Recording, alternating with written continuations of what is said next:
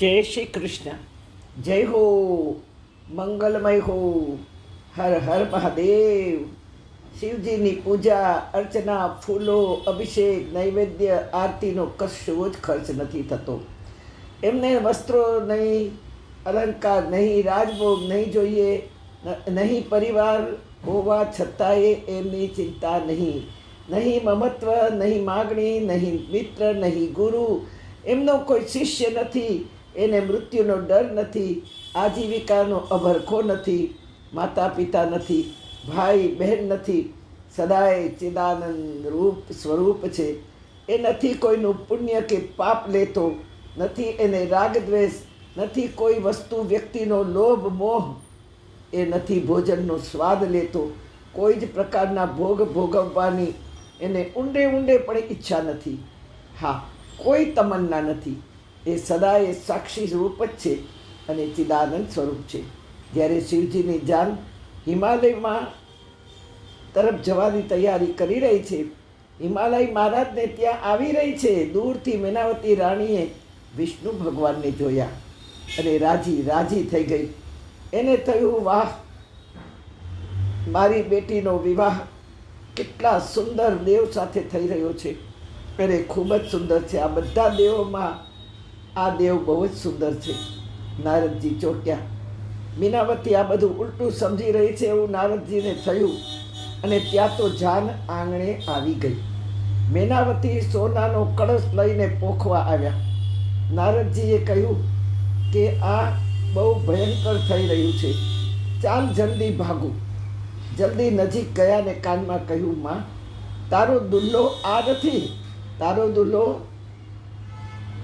તો બીજો છે, બાજુમાં ઊભો છે તે છે. મેનાવતી કાંઈ સમજે એ પહેલાં તો પોખવાની તૈયારીના હરખમાં ને હરખમાં મેનાવતી આગળ વધવા માંડી છે. અને ત્યારે વળી કાનમાં કહ્યું, માં, આ તું જે દુલ્લો સમજે છે ને એ દુલ્લો વિશ્વનો નાથ વિશ્વંભર વિષ્ણુ છે. તારો દુલ્લો તો આ છે. કહીને શિવજી તરફ આંગળી ચીધી. મસ્તકે ચંદ્રમા છે, ત્રીજું નેત્ર, જબરજસ્ત જટા, કંઠે વિષધર સર્પ વીંટાળ્યો છે, બંને બાજુ બંધે નાગોલિયા વીંટાળ્યા છે, કંઠે મુંડમાળા છે, શરીરે ભસ્મચોળી છે, હાથમાં ત્રિશૂળ ધારણ કર્યું છે. મેનાવતીનું મોઢું પહોળું થઈ ગયું. હાથમાંથી સોનાનો કળશ અને થાળી પડી ગઈ. ચાંદીનો દીવડો પડી ગઈને ઓલવાઈ ગયો અને બેહોશ થઈ ગઈ, ધરતી પર ઢળી ગઈ. માં ધરતી પર બેહોશ થઈને ઢળી ગઈ મેનાવતી. માં પાર્વતીજીને ખબર પડતા દોડતા આવ્યા છે. પર્વત પર જન્મ્યા તેથી પાર્વતી નામ ધારણ કર્યું છે. માના નિસ્તેજ શરીર પાસે બેસીને માને ઢંઢોળવા લાગ્યા છે.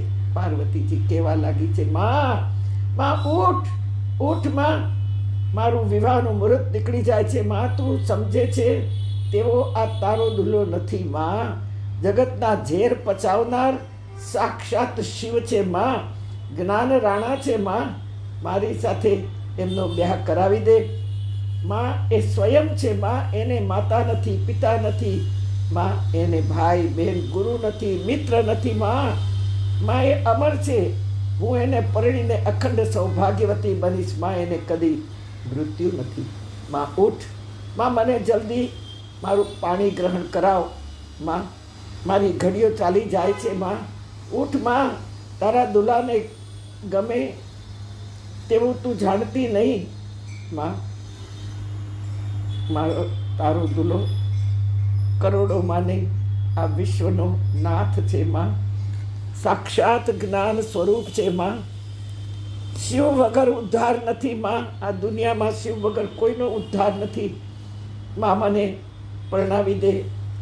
માં, તારા દુલાને ન મે મૃત્યુ શંકા ન મે જાતિ ભેદ, પિતા નૈવ મે નૈવ માતા ન જન્મ, ન બંધુર ન મિત્રમ ગુરુર્નૈવ શિષ્ય, ચિદાનંદ રૂપ શિવોહમ શિવોહમ, ચિદાનંદ રૂપ શિવોહમ શિવોહમ. માં, તારી આ દીકરી સદાય સુહાગણ રહેશે. યાદ કરો આપણું બચપન. આપણને મુલાકાત કરાવતા, ત્યારે આપણે જયા પાર્વતી કરતા, પાર્વતીજીનું પૂજન કરતા. પાર્વતીજી જેમ અખંડ સૌભાગ્ય મળ્યું તેવું મને મળે એવી પ્રાર્થના હતી. સૌભાગ્યનો અર્થ સમજ્યા? કાલે સમજશું.